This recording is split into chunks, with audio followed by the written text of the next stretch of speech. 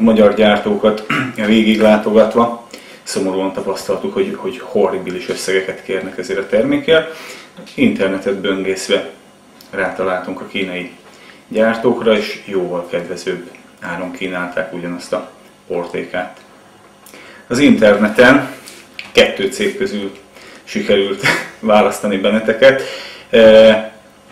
Az ár is jóval kedvezőbb volt, a ti áratok, illetve ami nagyon fontos, a hozzáállásotok, illetve az, hogy szakmailag véleményem szerint sokkal jobban értettetek hozzá, mint a másik importőr cég.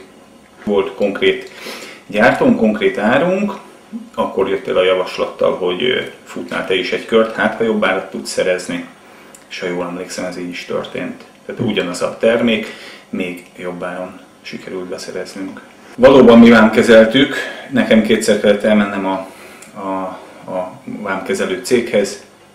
Egyszer papírokat vittem, egyszer kifizettem, de a nagy részét attól függetlenül ti intéztétek, mert ahogy oda mentem, nekem 5 percet kellett várnom minden esetben. Karikacsapásszerűen ment a vámkezelés.